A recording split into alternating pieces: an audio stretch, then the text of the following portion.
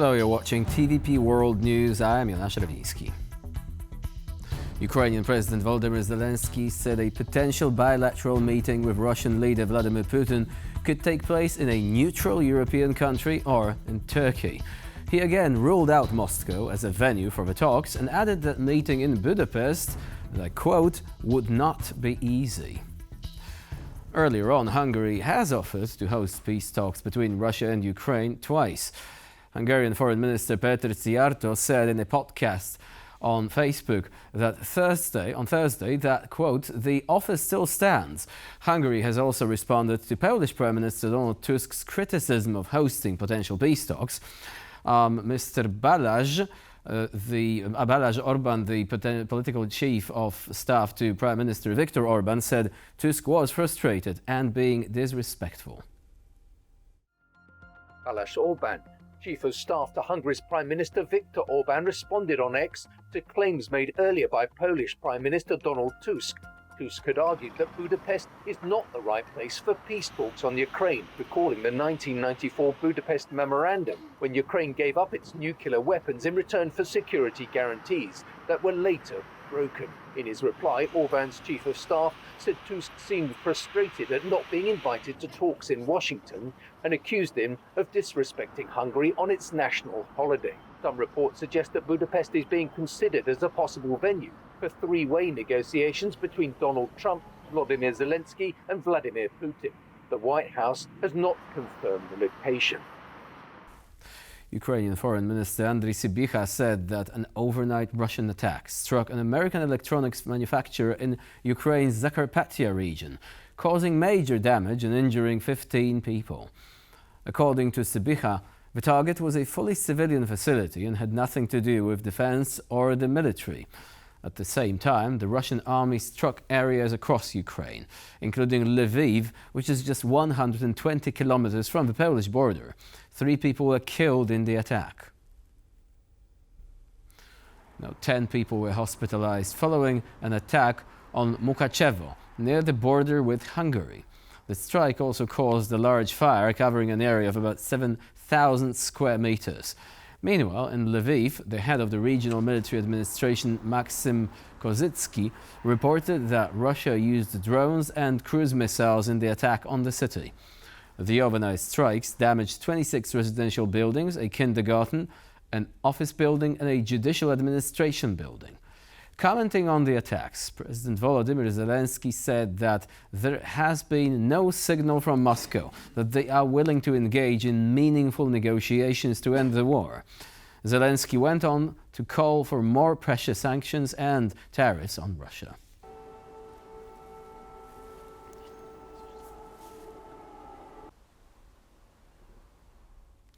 Bloomberg reports that Italian Prime Minister Giorgia Meloni has proposed a post-war security guarantee that would require Ukraine's allies to decide within 24 hours of an attack whether to commit their troops. Sources familiar with the matter said Meloni's plan is similar to NATO's Article 5, but does not include Ukraine's membership in the alliance. The plan will require countries that have signed security agreements with Ukraine to deliberate and respond quickly in an event of another Russian attack following a peace agreement. Responses would include defense support, economic aid, sanctions against Russia, and ultimately sending troops to Ukraine. Early reports surfaced that about 10 European countries are willing to commit troops to Ukraine as part of a peacekeeping force that would deter Russia from launching a new attack. Speaking to the Czech news agency, President Petr Pavel said that if peacekeeping troops are sent to Ukraine, the Czech Republic should send their own detachment of soldiers. Pavel said his country can and should participate in this deployment. What Trump is doing is correct, said Mikhailo Podolyak, advisor to the head of the Ukrainian presidential office, in an exclusive interview for TVP World, referring to the American president's efforts to accelerate the peace negotiations between Ukraine and Russia. He also added that Moscow's actions, in a sense, are fully dependent on China's approval, making Russia not a fully sovereign state. I think that first we should look at the objective facts. In my view, Trump, President of the United States, has accelerated many processes in a positive sense. And we still see an understanding of how to move forward. In other words, the scenario, what Trump is doing, is correct. And European countries have joined this. They say, fine, we need to sit at the negotiating table, talk at the level of leaders, well, at the level of the President of Ukraine and Putin. And accordingly, then continue working on tactics or strategy for further actions. This is the correct strategy.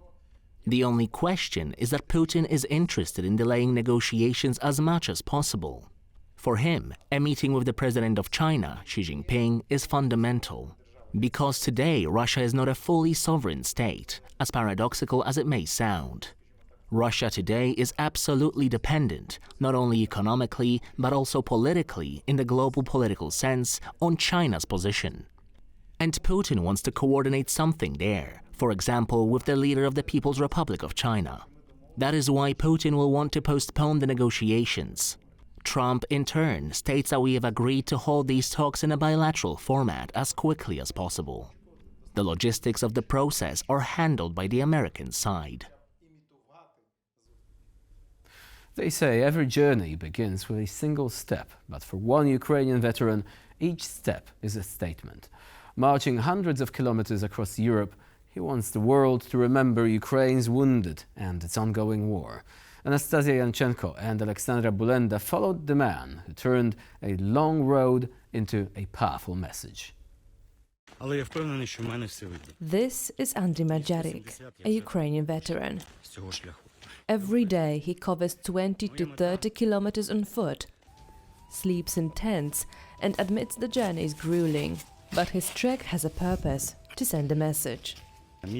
My march has already attracted attention from the media, communities in Ukraine, people outside Ukraine and EU residents. I have already covered 100 kilometers. I understand that I might not be heard in Parliament or in the European Parliament. They may not invite me to speak, but at least the Ukrainian community and the EU community will hear my message. His call is simple: keep arming Ukraine, obtain security guarantees, and do not forget the wounded veterans, those who will live with the war long after any ceasefire is signed. Ukraine today has nearly 900,000 veterans. Some 400,000 need advanced physical therapy. Many live with amputations, traumatic brain injuries, or concussions that forever change their lives.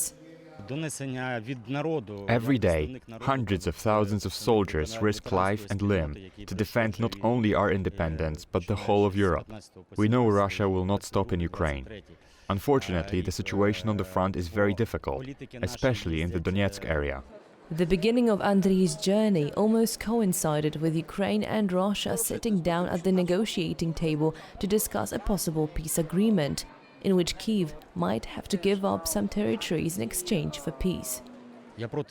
I am personally against this, because many were killed or forever disabled in the fight for these territories. However, I understand that this horror needs to end and the killing stop.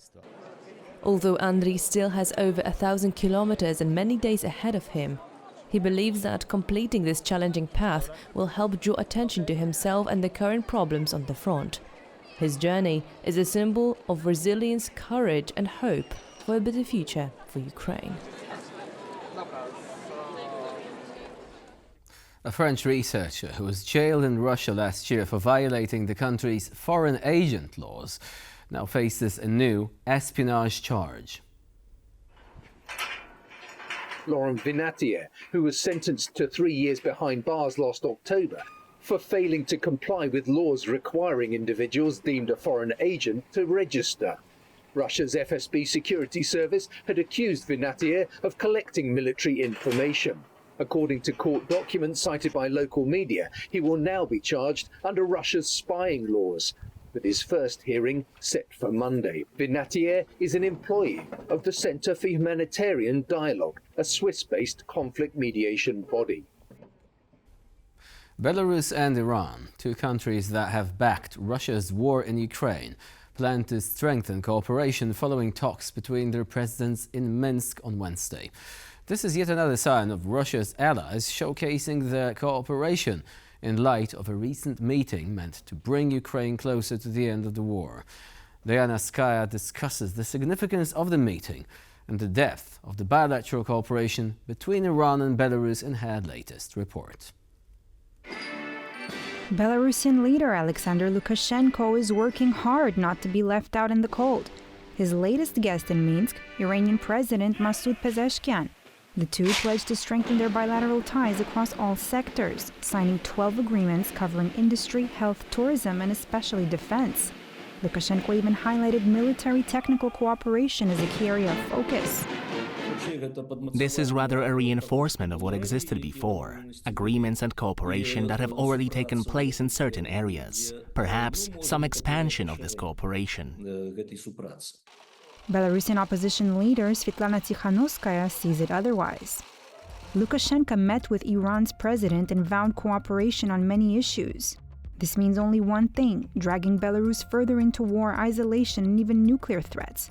Belarusians don't want an Iranian scenario. We want an open, modern, safe Belarus without war or dictatorship. Pezeshkian blasted US and European unilateralism, calling sanctions against both countries illegal. Iran has become a crucial partner for Vladimir Putin, supplying drones used by Russia in its war against Ukraine. Lukashenko now appears eager to draw from the same playbook. First and foremost, of course, the production of Shahed drones and, let's say, other projects aimed at strengthening mutual cooperation in defense. Primarily, of course, this involves drone production, including, as I believe, manufacturing drones for the Russian military industry and for conducting the war in Ukraine. On the sidelines, Lukashenko is also testing openings with the West. Here, he is with Keith Kellogg back in June. Can't we have a normal dialogue and talk about our affairs, about relations between Belarus and the USA? Then, he freed opposition figures Sergei Tikhanovsky along with 13 others.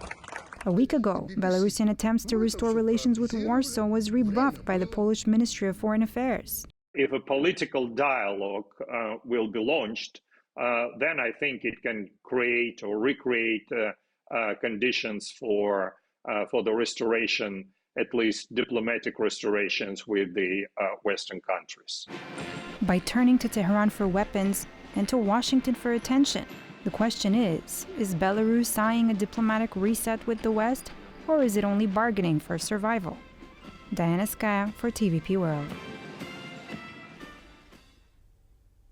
Could Moldova take the lead in its accession talks with the European Union ahead of the Ukraine, despite of both countries having applied in 2022 and taking active steps to get closer to the finish line?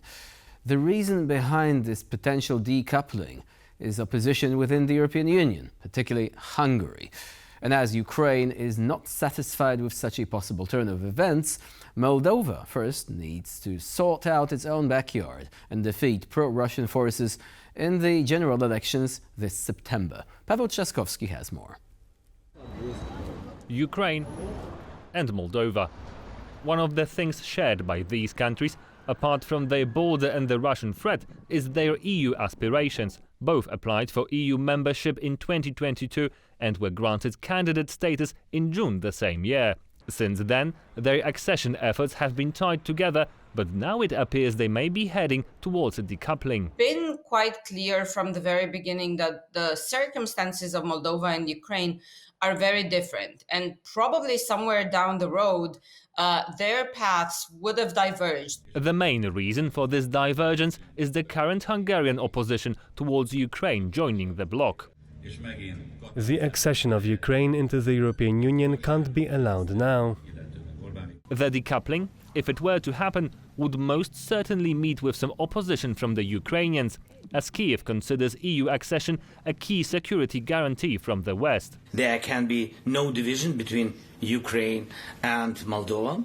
That would simply be a very bad move, to my mind, and if such a division takes place, it will automatically mean that Europe is divided on Ukraine, that Europe does not have a common and strong position on guarantees. But some experts say that if the EU paths of both countries do not diverge, none of them will be able to join the bloc soon. which would have sent, I think, a message that EU accession as a whole can be blocked for these countries. But even if Moldova were given a fast-track accession option at Ukraine's expense, it would have to deal with opposition on its own territory first. While EU accession was enshrined in the country's constitution following last year's presidential election, Chisinau is still facing a crucial vote this September. The pro-European Party of Action and Solidarity needs to secure a parliamentary majority in these false elections to keep Moldova on its western trajectory. But Russia sees the vote as an opportunity to derail these efforts. Most recently, Moldovan fugitive oligarch Ilan Shor offered a $3,000 a month payment to anyone who protests against the government. That was one of the most blatant moves by pro-Russian forces, but hybrid warfare is being waged on many fronts. Whether Moldovans prove resilient to these efforts won't be known until after the election on September 28th. Paweł Trzaskowski for TVP World. And that's all for now. Thank you for watching.